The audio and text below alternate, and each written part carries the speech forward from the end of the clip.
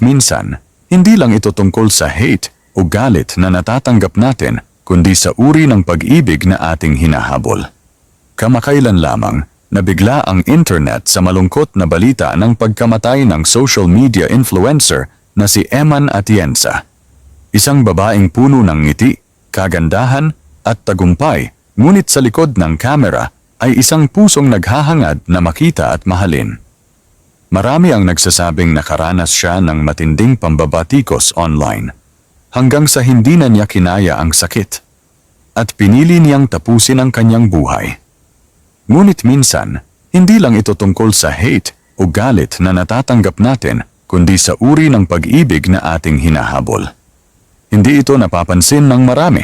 Minsan hinahabol natin ang maling uri ng pag-ibig.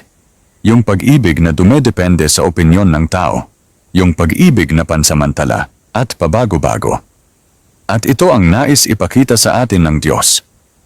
Ano nga ba ang gustong ipaalala ng Diyos sa atin? Marahil ito ay paalala kung gaano kalupit ang mundo, lalo na sa online. Isang post, isang opinyon, isang pagkakamali at biglang tatalikod sa iyo ang mundo. Ngunit ito ang katotohanan. Ang halaga natin ay hindi nasusukat sa likes, followers, o comments.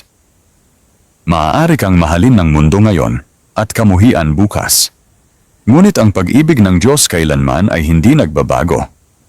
Baka ang kwento niya ay nagtuturo sa atin ng mas malalim na aral, na ang pagkilala ng walang ugnayan ay nagiiwan ng kawalan. Dahil ang atensyon ay hindi katumbas ng pagmamahal. At ang pagkilala ay hindi pareho ng pakikipag-ugnayan. Sapagkat ang tunay nating kailangan ay hindi palakpakan, kundi pagtanggap. Hindi mula sa mga estranghero, kundi mula sa ating may likha. Baka hinahabol mo rin ang pag-ibig sa maling lugar. Baka pilit mong pinapatunayan ang iyong halaga sa mga taong hindi ka kailanman nakita ng totoo. Hindi mo kailangang maging viral para maging mahalaga. Hindi mo kailangang maging perpekto para mahalin. Dahil ang pag-ibig na tunay mong hinahanap ay hindi mula sa mga tao kundi mula sa iyong manlilikha. Namumuhay tayo sa mundong nagsasabing, kapag mayaman ka, sikat, o hinahangaan, doon ka lang magiging masaya. Ngunit iyan ay kasinungalingan. Dahil sa kaibuturan ng bawat puso, may puwang na tanging Diyos lamang ang makapupuno. Mga kaibigan, maaari kang makilala ng buong mundo, ngunit maramdaman mo pa ring hindi ka kilala. Maaari kang mapaligiran ng libu-libong tagasunod, ngunit maramdaman mo pa ring nag-iisa ka. Maaari kang purihin ng marami, ngunit maramdaman mo pa ring walang halaga. Ang kasikatan ay maaaring magdala ng pansin. Ang pera ay maaaring magdala ng ginhawa. Ngunit ang kapayapaan tanging Diyos lamang ang makapagbibigay. Sapagkat ang tunay na kapayapaan ay hindi nagmumula sa liwanag ng entablado, kundi sa liwanag ng Espiritu. Ilang beses na nating narinig ang mga kwento ng mga taong tila mayroon ng lahat kagandahan, kasikatan, tagumpay, ngunit nagtatapos pa rin sa trahedya. Dahil kahit ang pinakamatagumpay na tao ay maaaring tahimik na umiiyak para sa tulong. Marami ang nagtatanong, bakit?